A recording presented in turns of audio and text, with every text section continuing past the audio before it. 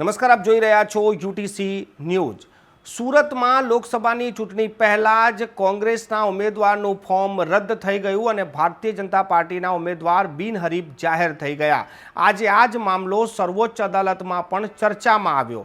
સર્વોચ્ચ અદાલતમાં એક પિટિશન ફાઇલ કરવામાં આવી હતી અને આ પિટિશનમાં કહેવામાં આવ્યું હતું કે કોઈ પણ ઉમેદવારની સામે જો નોટાના વોટ વધુ હોય તો એ ચૂંટણી શું રદ થઈ શકે છે? આ પ્રકારની એક પિટિશન દાખલ કરવામાં આવી છે। સર્વોચ્ચ અદાલતે આજે ચૂંટણી પંચને નોટિસ આપીને આનો જવાબ માંગ્યો છે। આ સંપૂર્ણ ઘટના પર નજર કરીએ તો જેને આ અરજી કરી છે તેને સુપ્રીમ કોર્ટના માધ્યમથી ચૂંટણી પંચને પૂછ્યું છે કે જો કોઈ ચૂંટણી થાય અને એમાં ઉમેદવારો કરતાં જો નોટાના મત વધુ થઈ જાય તો શું ચૂંટણી રદ કરવી પડે? કેમ કે આ જ સવાલ હવે સર્વોચ્ચ અદાલતે ચૂંટણી પંચને પૂછ્યો છે।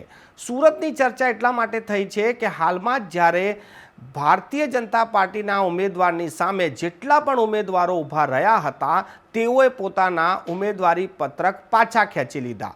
નિલેશ કુંભાણીયાનું ફોર્મ રદ થયા બાદ જેટલા પણ અપક્ષો હતા તેમને પોતાના ફોર્મ પાછા ખેંચતા જ ત્યાં ચૂંટણી બિનહરીફ જાહેર કરી દેવામાં આવી હતી અને ભારતીય જનતા પાર્ટીના ઉમેદવારને વિજેતા જાહેર કરવામાં આવ્યા હતા। પરંતુ આ મુદ્દો એટલા માટે સુપ્રીમ કોર્ટમાં ચર્ચાયો કે આવી રીતે તમે કોઈને જાહેર ના કરી શકો।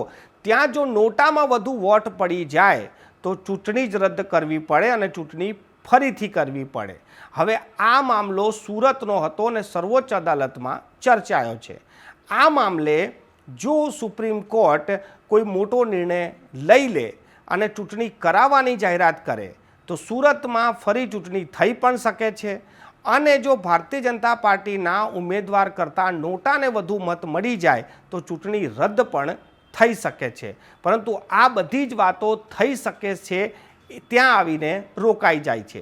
થશે એવું ક્યાંય નથી, કેમ કે સર્વોચ્ચ અદાલતે ચૂંટણી પંચ પાસેથી જવાબ માંગ્યો છે। ચૂંટણી પંચ પોતાનો જવાબ રજૂ કરશે અને ત્યારબાદ સર્વોચ્ચ અદાલત આગળ શું કાર્યવાહી કરે છે કે કયા પ્રકારના આદેશ કરે છે તેનો ઇંતજાર રહેશે। પરંતુ હાલ તો વાત આ છે કે સુરતની આ ઘટના સર્વોચ્ચ અદાલતમાં પણ ચર્ચાઈ રહી છે।